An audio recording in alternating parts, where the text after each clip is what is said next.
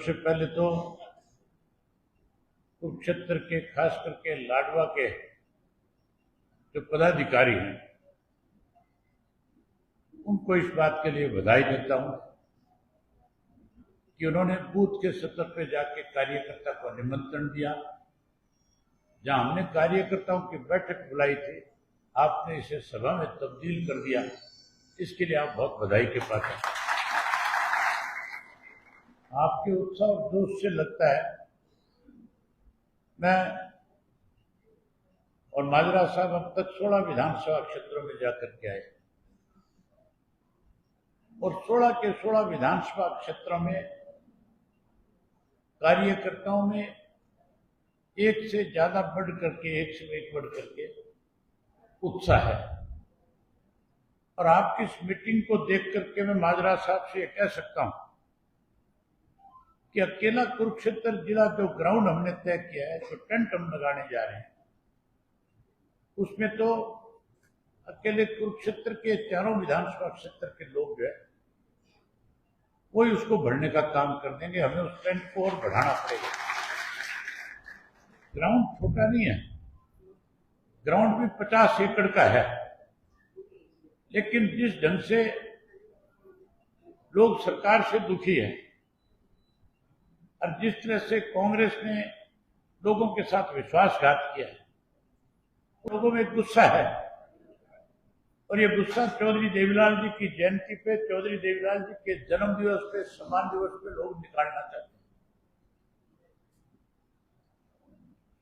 तो मैं माजरा साहब से कहूंगा कि आप एक बार फिर विचार करना आज कि हमें उस ग्राउंड को और बड़ा कर लेना चाहिए, बढ़ा देना।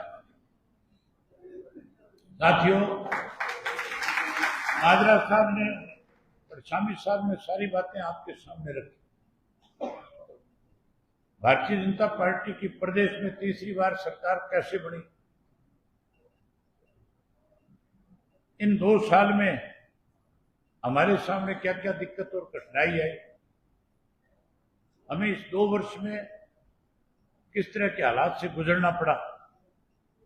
सरकार ने 2 साल में कुछ ऐसे निर्णय लिए जिसकी वजह से हर वर्ग के लोग दुखी और परेशान हो गए। अगर मैं उन्हीं बातों को दोहराऊंगा तो बहुत समय लग जाएगा। जब से बीजेपी की सरकार देश में, प्रदेश में बनी है, देश और प्रदेश में महंगाई बढ़ी है। बीजेपी की सरकार बनने के बाद भ्रष्टाचार बढ़ा है। बीजेपी की सरकार बनने के बाद कानून व्यवस्था खत्म हो गई। भाजपा की सरकार बनने के बाद हरियाणा प्रदेश का पढ़ा लिखा नौजवान बेरोजगार हो गया। बीजेपी की सरकार बनने के बाद नशा बढ़ गया, अपराध बढ़ गया। बड़ी हैरानी की बात है, हमारे हरियाणा प्रदेश के 5-6 जिले ऐसे थे जो बिल्कुल शांत जिले होते थे, जहां कोई आपसी विवाद भी नहीं था। यमुनानगर था, कुरुक्षेत्र था, अंबाला था, करनाल था। इन जिलों में कभी सुनने में भी नहीं आया करता था भी कोई आपराधिक घटना ही हुई है। लेकिन इस बीजेपी की सरकार बनने के बाद अपराध इतनी चरम सीमा पे बढ़ गया कि रोजाना इन जिलों से इस तरह की खबर आती है कि बहुत सारे लोगों से फिरौती मांग ली गई, बहुतों को बेवजह मौत के घाट उतार दिया गया।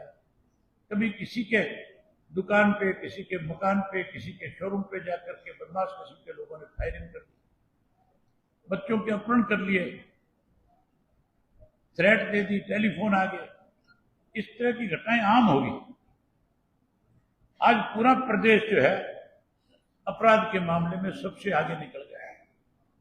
पहले सुना करते थे बिहार में अपराध है, यूपी में अपराध है, आजकल चर्चा होती है हरियाणा में और पंजाब में अपराध है। जहां अपराध के मामले में हरियाणा सबसे आगे निकल गया, वहीं सरकार से हर वर्ग के लोग दुखी हो गए, परेशान हो गए। किसान दुखी है, मजदूर दुखी है, व्यापारी दुखी है, कर्मचारी दुखी है, स्कूल कॉलेज में पढ़ने वाले बच्चे परेशान हैं, महिलाएं आज इस सरकार को बदलना चाहती हैं। जहां साथियों सरकार को आप इस प्रदेश का नागरिक आज बदलना चाहते हैं, लोगों ने तो मन बना लिया था 2019 में सरकार को बदलने का। जब 2019 का चुनाव आया था तो हरियाणा प्रदेश की 90 विधानसभा की सीट है, सरकार बनाने के लिए 45 कम से कम चाहिए। बीजेपी के पास 40 सीट थी, अपोजिशन के पास 50 सीट थी। हम सब लोग जो चुनाव जीत कर आए थे वो भारतीय जनता पार्टी के खिलाफ वोट मांग करके आए थे। लोगों ने हमें इसलिए विधानसभा का सदस्य चुन करके भेजा था कि हम बीजेपी को सत्ता से दूर करें, लेकिन 10 ऐसे स्वार्थी जीत गए थे जो कहते तो ये थे कि इस बीजेपी को जमुना पार कर देंगे। बीजेपी ने नारा लगाया था 75 पार का, और वो कहते थे जमुना पार करा देंगे। ये भी कहते थे कि 32 जो बच्चे आरक्षण जाट आरक्षण आंदोलन के दौरान मारे गए, हम इंक्वायरी कराएंगे, जो कसूरवार लोग होंगे उनको जेल की सलाखों के पीछे भेज देंगे। लोगों ने उन पर विश्वास कर लिया, भरोसा कर लिया। ये भी कहते थे बुढ़ापा पेंशन 5000 कर देंगे। अनेक वायदे लोगों के साथ किए थे, बोनस दिलवाने की बात करते थे फसल पे। लोगों ने विश्वास किया चौधरी देवीलाल के परिवार से, चौधरी देवीलाल के पोते हैं, ये अपनी बात पे खड़े रहेंगे, कल को लोगों को सुविधाएं प्रदान कर देंगे।